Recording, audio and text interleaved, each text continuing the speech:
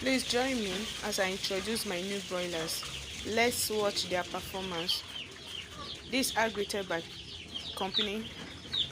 I'm using Optima Plus, not ordinary Optima, Optima Plus. You can see them. Look at how my brooding room is. I covered everywhere, but I left some places open so that the ammonia that they deposit can go out and fresh air will enter. You can see.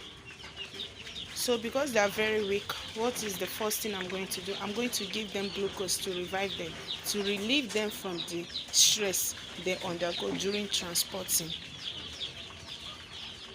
I'm going to give them glucose now. This is 4 liters of water they are drinking trough. I'm going to mix 1 teaspoon of the glucose to this